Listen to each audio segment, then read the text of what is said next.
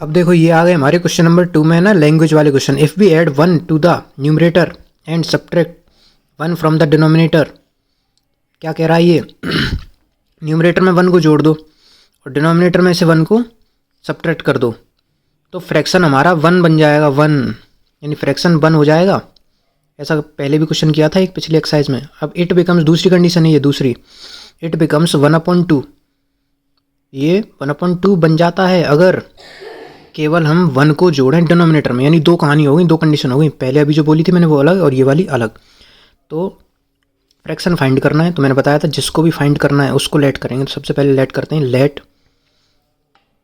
Fraction में numerator denominator होता है तो न्यूमरेटर एक्स लेट कर लेते हैं, let numerator equal to x, और डिनोमिनेटर भी होता है नीचे वाला, ऊपर वाला न्यूमरेटर नीचे वाला डिनोमिनेटर। तो न्यूमरेटर एक्स मान लिया, डिनोमिनेटर वाई मान लिया, तो हमारा फ्रैक्शन जो हो गया ना, सो फ्रैक्शन जो बनेगा वो होगा एक्स अपॉन वाई, क्योंकि ऊपर न्यूमरेटर नीचे डिनोमिनेटर। तो ये हमारी एक्स और वाई में वैल्यू आ गई। अब पहली कंडीशन देखो, अकॉर्डिंग टू क्वेश्चन हम करेंगे। क्वेश्चन क्या कह रहा है, अगर 1 को जोड़ें पहली कंडीशन में, कि अगर 1 को जोड़ दें न्यूमरेटर में और 1 को घटा दें डिनोमिनेटर में, तो अकॉर्डिंग टू क्वेश्चन जिस तरह से बोल रहा है उसके हिसाब से करते हैं। तो न्यूमरेटर में 1 को जोड़ दिया, न्यूमरेटर एक्स था तो 1 को जोड़ दिया, एक्स प्लस 1। साथ ही साथ दूसरी चीज़ भी बोल रहा है कि डिनोमिनेटर में से 1 को घटा दिया, तो वाई माइनस 1 इक्वल टू, तो हमारा जो फ्रैक्शन बन जाएगा वो क्या हो जाएगा, रिड्यूस का मतलब है वो 1 आ जाएगा। अब 1 है तो 1 के नीचे जब कुछ भी नहीं है, तो फ्रैक्शन के नीचे तो कुछ ना कुछ तो होता है, तो जब कुछ भी नहीं होता तो 1 होता है। तो ये हमारी फ्रैक्शन बन गई। अब ध्यान करो, पहले बताया था क्रॉस मल्टीप्लाई है ना, इसका इधर मल्टीप्लाई, तो 1 का इधर होगा, कोई चेंज नहीं आएगा, एक्स प्लस 1 का एक्स प्लस 1 ही रहेगा, और ये वाई माइनस 1 उधर जाएगा, ये भी ऐसा ही रहेगा वाई माइनस 1। अब यहाँ से वाई को इधर ले आओ, एक्स माइनस के वाई इक्वल टू, उधर पहले से माइनस का 1 है तो माइनस का 1 वहीं रहेगा, इधर से प्लस का 1 उधर माइनस का 1 हो जाएगा। ओके, एक्स माइनस वाई वैसा ही रहेगा, माइनस माइनस प्लस हो जाएगा, यानी 1 और 1 जुड़ के 2 हो जाएंगे। ये हमारी एक इक्वेशन बन चुकी है, इसको हम इक्वेशन नंबर 1 मान लेंगे। अब दूसरी कंडीशन देखो, ये 1/2 बन जाता है, यानी फ्रैक्शन 1/2 कब बन जाता है, जब डिनोमिनेटर में यानी वाई में एक को जोड़ा जाए। तो अकॉर्डिंग टू क्वेश्चन एक्स में कुछ भी नहीं करना है, ओके, कुछ नहीं करना, बोला ही नहीं है ना, न्यूमरेटर में बोला ही नहीं कुछ, डिनोमिनेटर में 1 जोड़ा है तो वाई प्लस 1 इक्वल टू, क्या बन जाता है ये 1 जोड़ने के बाद, है ना, डिनोमिनेटर में 1 जोड़ना है बस, ठीक, न्यूमरेटर की बात नहीं करी, तो 1/2 बन जाता है। तो 1/2 जब बन जाएगा तो हम लोग क्या करेंगे, हम क्रॉस मल्टीप्लाई कर देंगे, ठीक, 2 का मल्टीप्लाई इधर होगा 2x और उधर y प्लस 1। ओके, अब यहाँ देखो 2x और y को इधर ले आओ, माइनस के y इक्वल टू 1, ठीक। अब ये हमारी बन गई सेकंड नंबर की इक्वेशन। अब इन दोनों इक्वेशन को हम सब्सटीट्यूशन से सॉल्व करेंगे, जैसे अभी सिखाया था जस्ट पिछले में, है ना, सब्सटीट्यूशन करेंगे। अब किसको काटना है, y और y सेम दिख रहे हैं, y को काट लो, तो हम यहाँ लिखेंगे सब्सटीट्यूटिंग इक्वेशन, है ना, दोनों को सब्सटीट्यूट कर रहे हैं, तो सब्सटीट्यूटिंग इक्वेशन 1 एंड 2, ठीक, 1 एंड 2 को सब्सटीट्यूट कर रहे हैं तो दोनों को नोट करेंगे, x minus y equal to minus के 2। दूसरी इक्वेशन है 2x minus y equal to 1। अब यहाँ पे y सेम दिख रहे हैं तो बस साइन चेंज करना है, तो ये y को प्लस का बना दो, यहाँ पे प्लस है ऑलरेडी तो ये माइनस हो जाएगा, ये माइनस है तो प्लस हो जाएगा, और ये प्लस है तो माइनस हो जाएगा, y से y कट गया, ये 2x और माइनस के 2x और x माइनस के x होंगे, क्योंकि प्लस माइनस माइनस होता है, ठीक है। तो ये हमारा माइनस के x बचा, ओके, और इक्वल टू, ये माइनस माइनस जुड़ जाएंगे, माइनस के 3, माइनस साइन से माइनस साइन कट जाएगा, x की वैल्यू 3 आ जाएगी, x इक्वल टू 3।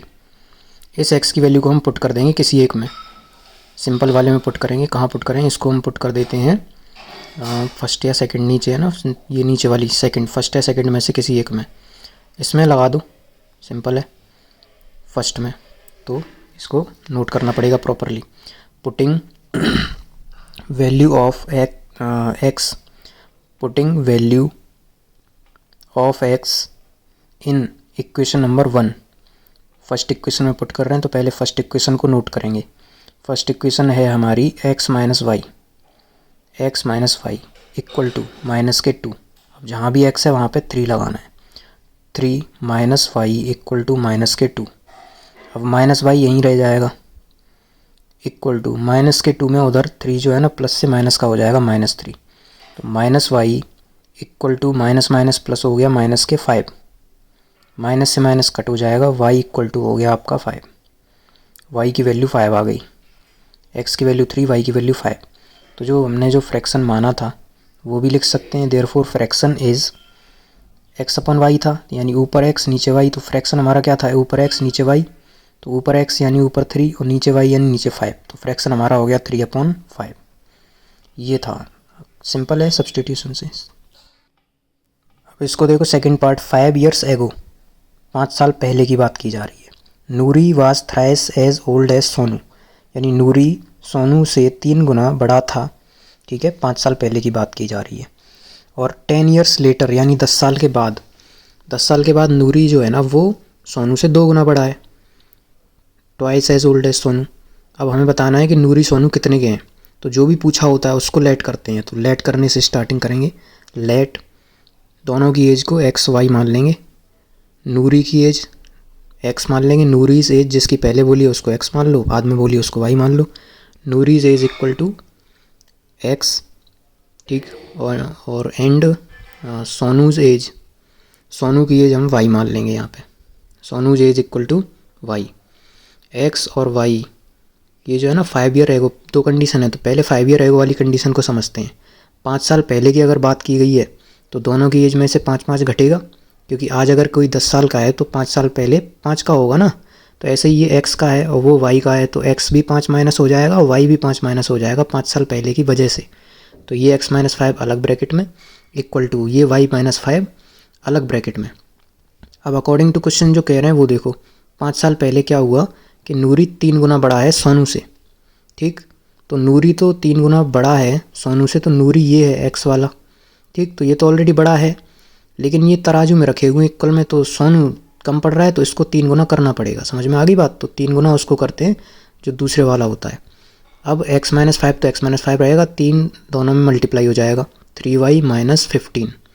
यहाँ से 3y को उधर ले लेंगे, x माइनस 3y, प्लस का 3y उधर गया, माइनस 3y हो गया इक्वल टू 15 पहले से है इधर, माइनस 5 उधर चला जाएगा।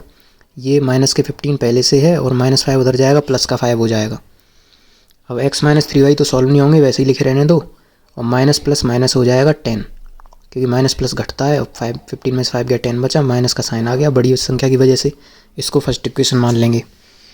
ऐसे ही अब सेकंड कंडीशन देखते हैं, वो 10 साल बाद की है, 10 years later। तो यहाँ नोट करेंगे 10 years later, यानी 10 साल के बाद। अब 10 साल के बाद तो यानी 10 जुड़ जाएगा दोनों में, x में भी 10 जुड़ेगा, y में भी 10 जुड़ेगा, x प्लस 10। तो पहला काम तो ये है कि जितने साल आगे पीछे बोल रहे हैं उतना प्लस माइनस करो, और ये y प्लस 10। ठीक, दोनों की एज में 10 साल जुड़ गए। लेकिन अब कंडीशन क्या कह रहे हैं कि 10 साल बाद क्या होता है, नूरी ट्वाइस हो जाता है सोनू का। तो नूरी जो है ना वो सोनू का 2 गुना हो गया। तो नूरी तो ऑलरेडी रखा हुआ है, सोनू का 2 गुना हुआ है वो, तो तराजू में है तो सोनू को बढ़ाना पड़ेगा। तो सोनू के एज में ट्वाइस कर दो, ट्वाइस का मतलब 2 का मल्टीप्लाई। ये हो गया x प्लस 10 इक्वल टू 2 का मल्टीप्लाई दोनों जगह, 2y प्लस 20, 2y उधर आ जाएगा, x minus 2y equal to 20 पहले से है, 20 में से 10 माइनस हो जाएगा। ठीक, प्लस का 10 था उधर माइनस 10। तो ये इक्वेशन बन गई x minus 2y equal to 10। ये सेकंड इक्वेशन बन गई हमारी। अब हम क्या करेंगे, दोनों इक्वेशन को सब्सटीट्यूट करेंगे। देखो चेक करो एक बार, ये x है ये भी x है, तो दोनों को हम काट सकते हैं, बस साइन चेंज करना पड़ेगा। तो कोई मल्टीप्लाई की टेंशन नहीं है, सीधा लिख दो। नाउ सब्सटीट्यूटिंग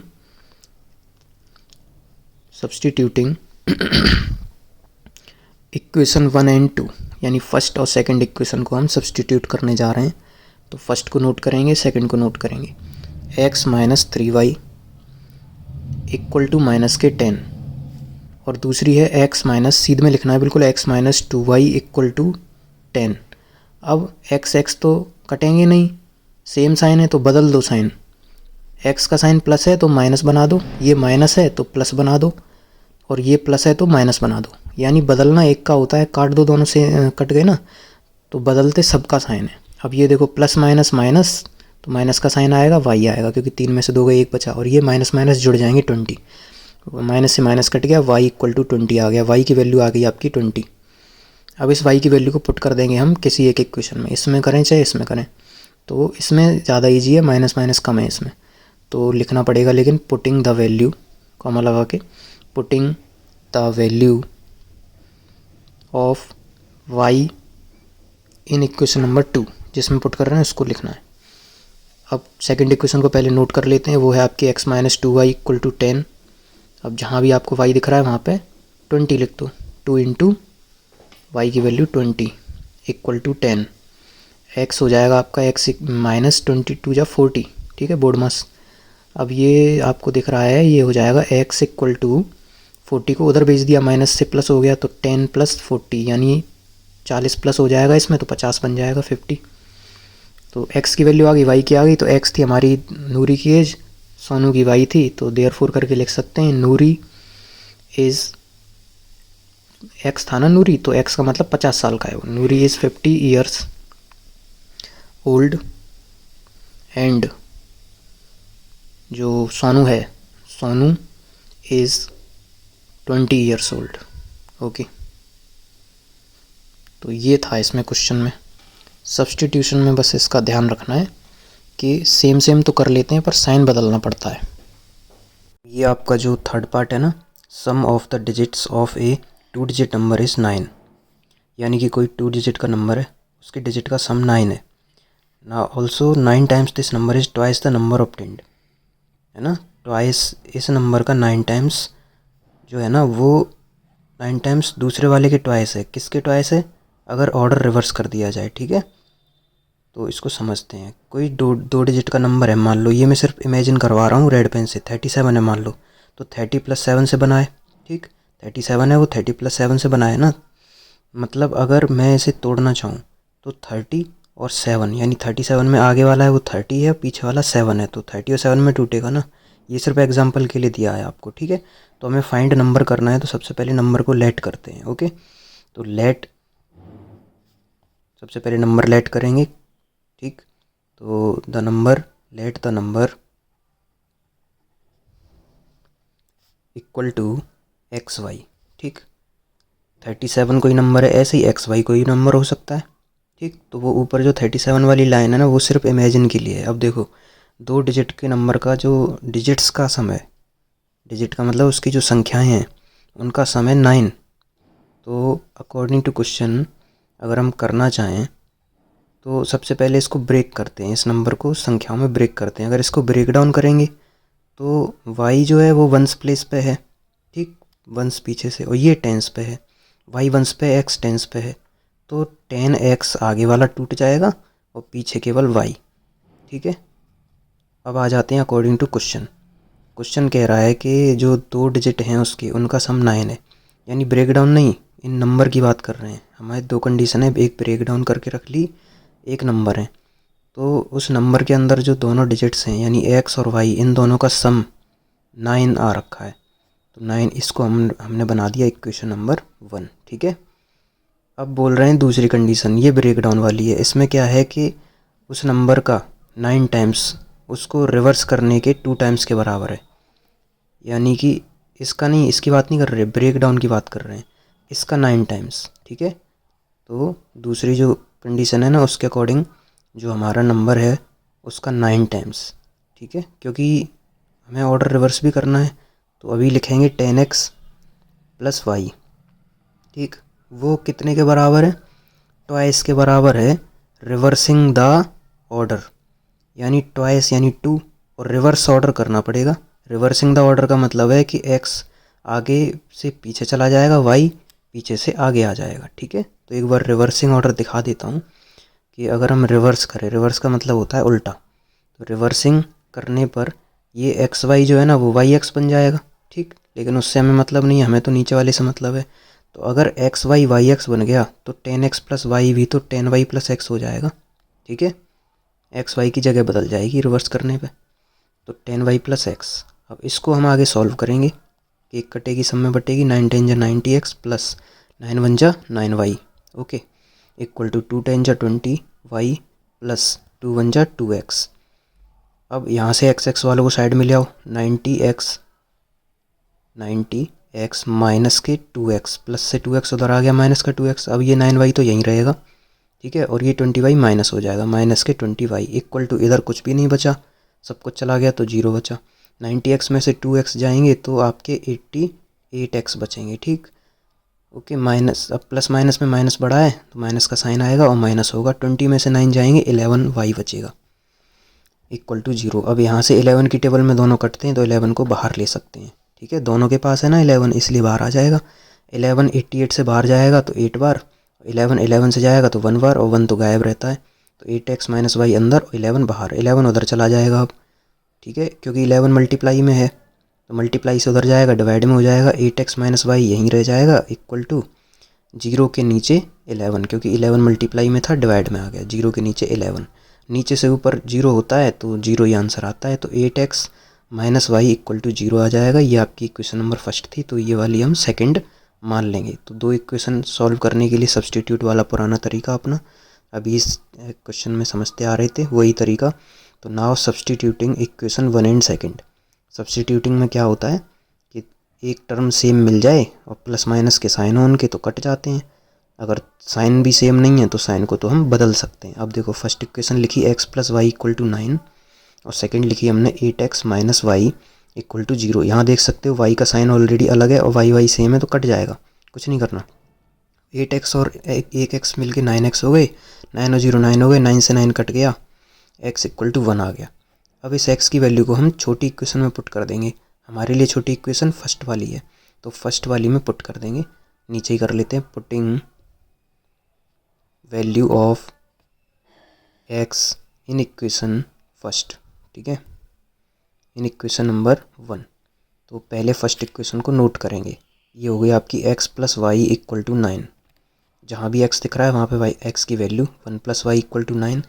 अब 1 को उधर भेजेंगे तो 1 वाई इक्वल टू 9 माइनस के 1, तो y की वैल्यू आपकी 8 आ गई, ठीक है, x y की वैल्यू पूछी थी निकल आई। अब हमें नंबर पूछा था तो हमने नंबर क्या लेट किया था एक्स वाई, तो देयरफॉर लगा के हम नंबर को भी लिख सकते हैं, द नंबर इज़, नंबर हमारा क्या है एक्स वाई है, यानी कि आगे एक्स पीछे वाई, तो एक्स की वैल्यू आगे रख देंगे, वाई की वैल्यू पीछे रख देंगे। देखो आगे एक्स है, एक्स कितना है 1, तो नंबर है हमारा 1 और वाई पीछे है यानी 8, तो 18, टोटल ये नंबर आपका 18 है। समझ में आ गई बात? तो ये था, इसमें थोड़ा लैंग्वेज टफ है लेकिन समझ में आ जाएगी एक बार रिपीट करके।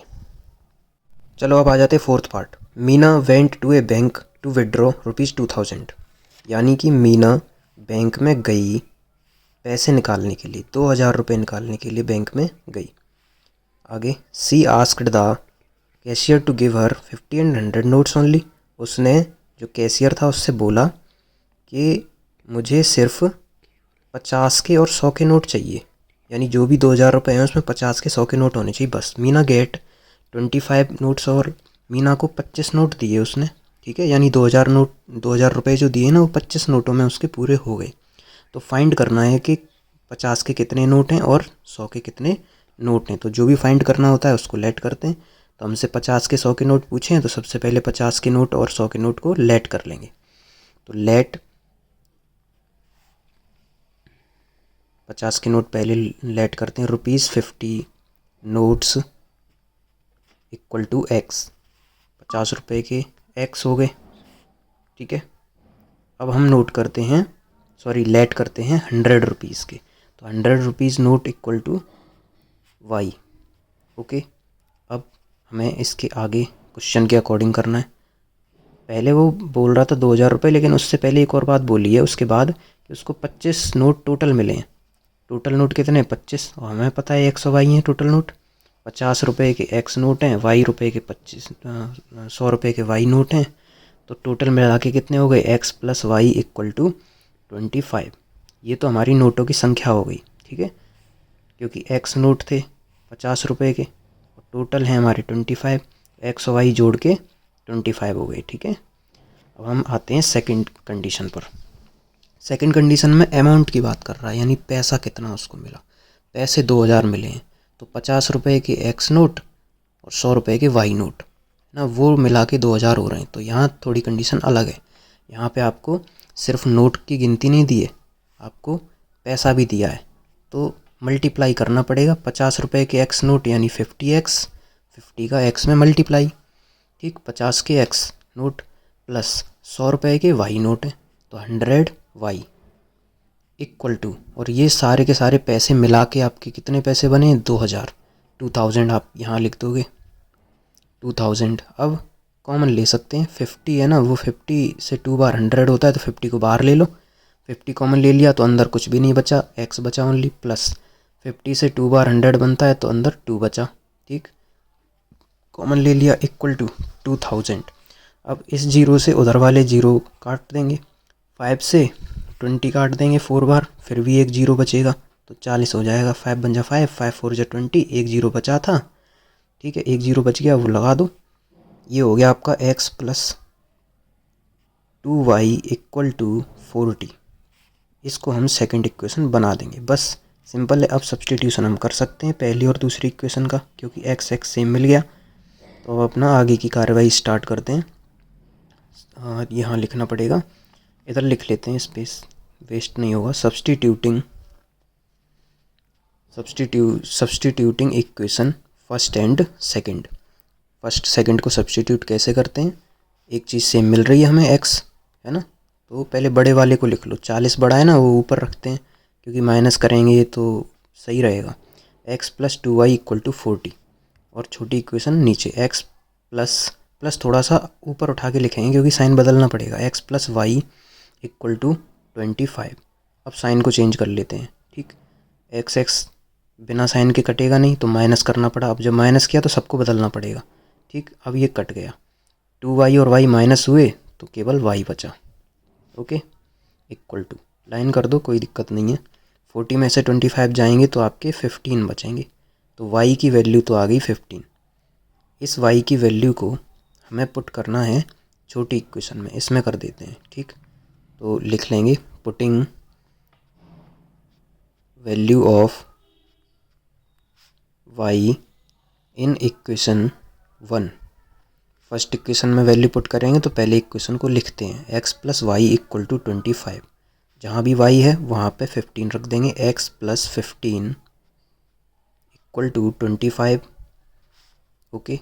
अब आप जानते हो x के पास से 15 जाएगा तो प्लस का था माइनस हो जाएगा, तो x इक्वल टू 25 माइनस 15 यानी कि 5 में से 5 0, 2 में से 1 1, तो x की वैल्यू 10 आ गई और y की वैल्यू 15 आ गई। तो यही दो चीज़ हमें चाहिए थी, पता चल गया नोट कितने कितने थे, वही पूछा था। तो x जो है वो 50 रुपये के नोट है ना, how many notes of 50 and 100, तो 50 के कितने x, 100 के कितने y, तो x की वैल्यू 50 के नोट बता रही है, तो C रिसीव्ड, जो x है ना वो 50 रुपये के हैं तो 10 है वो, तो यानी 50 रुपये के 10 नोट मिले हैं उसको, तो C रिसीव्ड 10 नोट्स ऑफ ₹50, ठीक है। एंड y जो दिखा रहा है वो 100 रुपये के नोट दिखा रहा है, तो 15 नोट मिले हैं 100 रुपये के, तो लिख देंगे एंड 15 नोट्स ऑफ ₹100। तो ये आपका यहाँ क्वेश्चन हो गया कंप्लीट, ओके। फिफ्थ पार्ट में बोल रहा है a lending library has a fix charge for the first 3 days and additional charge for each day after. मतलब एक लाइब्रेरी है, उसके फिक्स चार्ज हैं कब के लिए, शुरू के फर्स्ट के 3 दिन के लिए, यानी फर्स्ट के 3 दिन तो कुछ पैसा लगना ही लगना है, फिर आगे के जो एडिशनल दिन है ना उनमें कुछ और रुपए हर दिन के हिसाब से लगेंगे, ठीक। तो सरिता सूजी 2 लोग हैं, सरिता ने 27 रुपये दिए हैं 7 दिन के और सूजी ने 21 रुपीज़ दिए हैं 5 दिन के लिए। तो अब हमें बताना है now find the fix charge and charge for each extra day.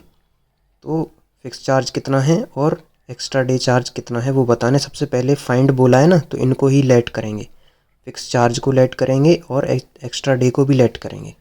तो सबसे पहले स्टार्ट करते हैं लेट। तो 2 चीज़ें हैं, पहले फिक्स चार्ज कितने दिन का था, 3 दिन का था, तो पूरा 3 दिन का फिक्स चार्ज हम लोग लेट कर लेते हैं। लेट फिक्स चार्ज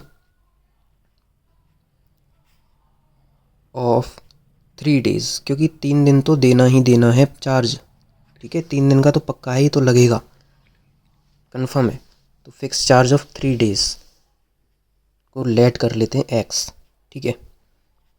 और बाकी के दिन हर दिन जितना चार्ज लगेगा पर डे के हिसाब से 3 दिन होने के बाद वो वाई है, तो उसको लेट कर लेते हैं। चार्ज हमने अपने मन से मान लिया y. Charge for each extra day, यानी हर एक्स्ट्रा दिन के लिए 3 दिन गुजर जाएंगे ना, उसके बाद हर दिन वाई वाई वाई रुपए लगेंगे, तो वाई हमने लेट कर लिया, ठीक। अब अकॉर्डिंग टू क्वेश्चन 2 कंडीशन है, 2 लोग हैं, 2 कंडीशन है, तो पहले हम सरिता की कंडीशन को स्टडी करते हैं। सरिता ने 27 रुपये दिए 7 दिन के लिए, तो 7 डेज़ के लिए उसने बुक ली है, तो पहले इसको लिखते हैं।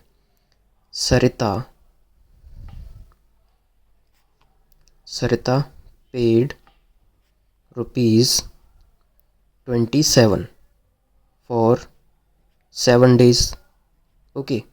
सरिता ने 7 दिन के लिए 27 दिया। अब 3 दिन तो इसी में शामिल है ना, 3 दिन के x रुपये तो कट गए, यानी लग गए। 3 दिन के x तो फिक्स चार्ज है, फिक्स तो देना ही पड़ेगा, तो x जो रुपया दे दिया वो 3 दिन का हो गया।